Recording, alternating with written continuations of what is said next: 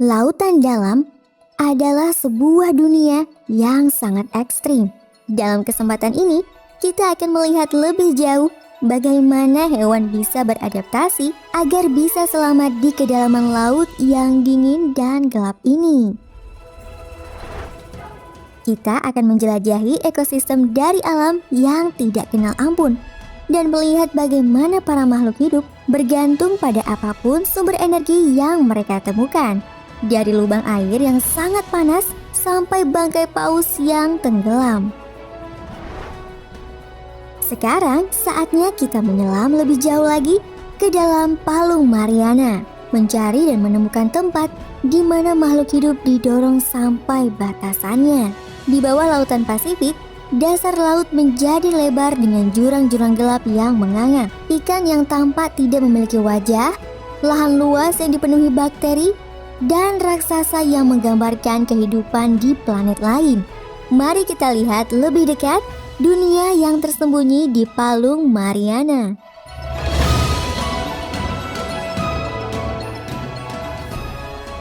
Palung Mariana yang terkenal menyeramkan, duduk seperti bulan sabit yang melengkung di dasar Laut Pasifik.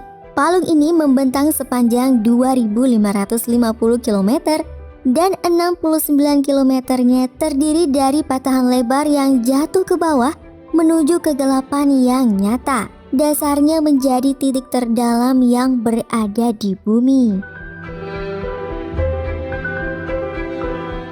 Challenger Deep menjadi titik terdalam di palung ini dengan kedalaman 11.033 meter atau 36.200 kaki di bawah gelombang. Palung ini sendiri adalah salah satu bagian bumi yang terbentuk akibat patahan di sepanjang dasar lautan. Bagian yang membentuk palung terjadi akibat proses yang dinamakan subduksi.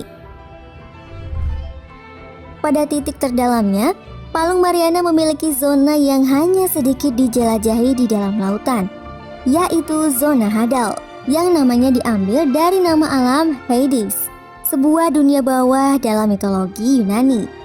Nama ini sangat cocok menggambarkan sebuah tempat dengan kondisi yang sangat gelap. Air dingin yang asam, makanan yang langka, dan tekanan besar yang menjadi lingkungan yang sangat menantang bagi makhluk hidup untuk bertahan. Dalam banyak sejarah, tempat ini dipercaya sebagai zona mati yang tidak memiliki kehidupan sama sekali. Sebuah perbatasan yang mustahil dan bebas dari bahaya yang tidak pernah terjamah oleh manusia. Tapi pada abad ke-19, semua ini berubah.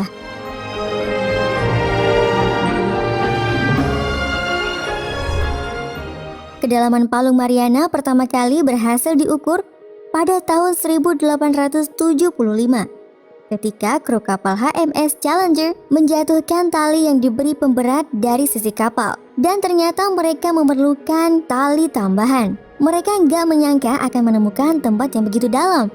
Tapi berita mengenai penemuan ini akhirnya membangkitkan sebuah ambisi. Hanya sekedar mengetahui tempat itu ada tidaklah cukup. Sebagian dari mereka bahkan berani untuk melakukan petualangan ke dalam lautan.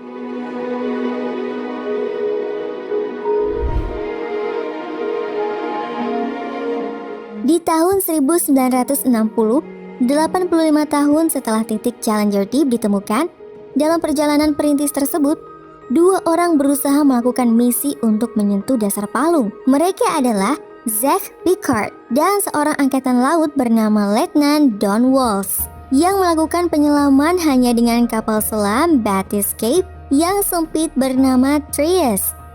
Perjalanan mereka turun ke dasar laut selama 5 jam sangatlah menantang. Tekanan air di dekat dasar palung nyaris 1000 kali lebih besar dari tekanan atmosfer di permukaan laut. Selama perjalanan, hal ini akan mengakibatkan jendela kapal retak, membuat keduanya hanya bisa menghabiskan waktu selama 20 menit di dasar laut.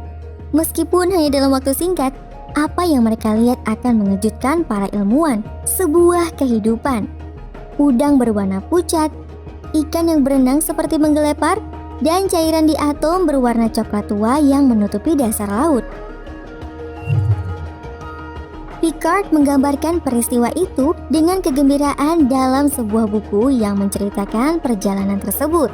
Di sini, dalam waktu singkat, adalah jawaban dari pertanyaan para ahli biologi selama ratusan tahun. Apakah ada sebuah kehidupan di kedalaman laut yang sangat jauh? Ternyata ada. Saat James Cameron mengikuti jejak Tris di dalam kapal selam Deep Sea Challenger pada tahun 2012, dia juga melihat hamparan luas mikroba yang terlihat cukup aneh, seperti gumpalan berfilamen dari mikroorganisme yang hidup di bahan kimia dari bebatuan yang sudah berubah bentuk. Di kedalaman 10.912 meter, bakteri inilah yang mendukung kehidupan makhluk lain yang lebih kompleks.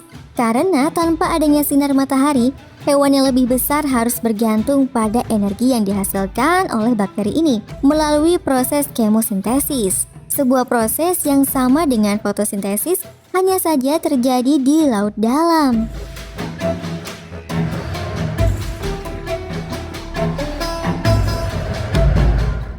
Rekaman yang kalian lihat ini diambil dari kapal selam tanpa awak Jepang bernama Kaiko pada tahun 1996. Kapal selam ini menyentuh kedalaman 10.897 meter, mencatatkan sebagai jarak terdalam yang bisa dicapai oleh kapal selam tanpa awak ketika itu. Tujuan penyelaman ini adalah mengambil sampel bakteri yang diamati oleh Picard dan Walsh 40 tahun sebelumnya. Mereka menemukan bahwa spesies bakteri ini merupakan bakteri barofilik, yang berarti bahwa mereka bisa berkembang di lingkungan dengan tekanan yang tinggi. Ini membuktikan jika persepsi kita terhadap kehidupan yang hanya bisa terjadi pada kondisi yang aman menjadi terbantahkan. Tapi pada tahun 1998, Kaiko kembali lagi ke Challenger Deep dan menemukan kehidupan yang lebih kompleks lagi, yaitu Hirandelia gigas, spesies amfipoda raksasa. Penemuan ini menimbulkan sedikit misteri.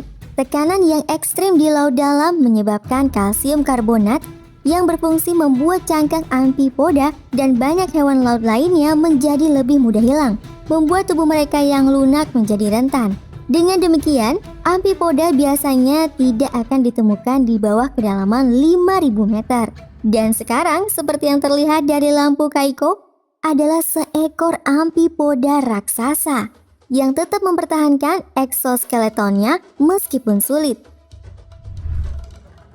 Diketahui bahwa mereka melindungi cangkangnya menggunakan aluminium yang dihasilkan dari bahan kimia yang ada dalam usus mereka untuk mengekstraksi ion aluminium dari dalam lumpur yang ada di dasar laut saat mereka mencari makan. Sebagai hewan detritivore, amfipoda ini menduduki peran kunci dalam ekosistem.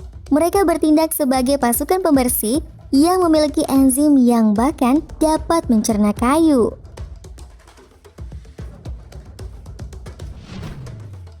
Di masa sekarang, kapal selam dengan remote telah banyak menangkap keanehan yang ada di Palung Mariana. Salah satu makhluk hidup yang banyak ditemukan di sana adalah timun laut atau teripang. Timun laut seperti halnya babi laut memiliki cincin tentakel yang berguna untuk menyaring lumpur untuk mendapatkan makanan. Beberapa ilmuwan yakni jenis ikan yang ditemukan oleh Picard sebenarnya adalah timun laut.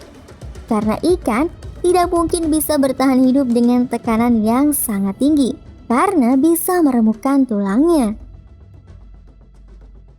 Ikan yang diketahui bisa hidup di tempat paling dalam berada di kedalaman 8.000 meter dan itu masih sekitar 2 km di atas titik Challenger Deep. Ikan itu adalah Mariana Snailfish yang ditemukan pada tahun 2014 dan memiliki nama ilmiah Pseudoliparis swayri untuk mengenang nama Letnan Herbert Speyer yang merupakan salah satu awak kapal HMS Challenger. Tapi snailfish dan amfipoda bukanlah satu-satunya makhluk eksentrik yang ada di Palung Mariana. Xenopiophores raksasa adalah makhluk hidup lain yang ada di sini, yang tubuhnya bisa berukuran sampai 20 cm pada diameternya dan memiliki sel tunggal. Ada juga tunicata predator yang disebut sebagai penyemprot laut. yang hidup dengan cara menempelkan tubuhnya di antara karang untuk menunggu mangsanya lewat. Selain itu, ada juga deep sea hatchetfish yang menggunakan bioluminesensi untuk menyatu dengan lingkungannya. Sementara hanya sedikit sekali makhluk hidup ini yang berhasil ditemukan. Penampakan mereka membuktikan bahwa kehidupan akan menemukan caranya sendiri untuk bertahan, meskipun harus selalu menghadapi berbagai tantangan yang ada di jantung dunia bawah laut.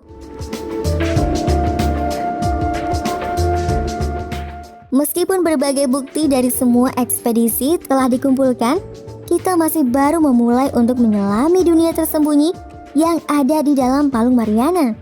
Sepertinya masih banyak spesies lain yang menanti untuk ditemukan dan akan membantu kita menyusun kepingan puzzle tentang bagaimana hewan bisa bertahan hidup di lingkungan yang sangat ekstrim.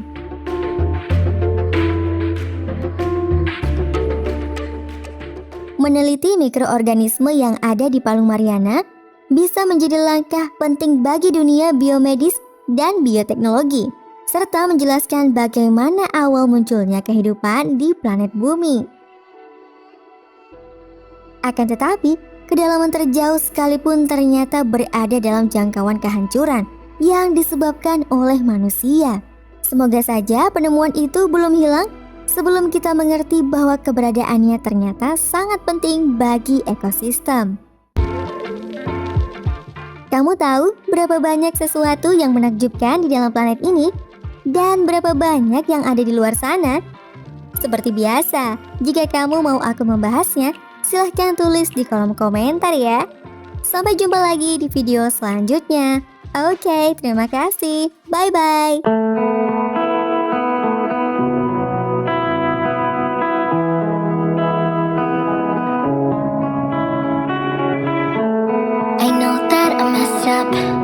Wish I could take it back, but it doesn't matter when you look at me like that. I know that I fucked up, but that doesn't work as an excuse. Sorry doesn't cut it, but I'm sorry for what I did to you. Can only sleep with the TV on. Ever since you left, I'm going through the motions. I'm laying here looking at the door. Please come home, you belong by my side, babe. It's getting cold on the side where you used to sleep, so I get drunk, tangled up in these dirty sheets. I cannot live with myself if you call it quits.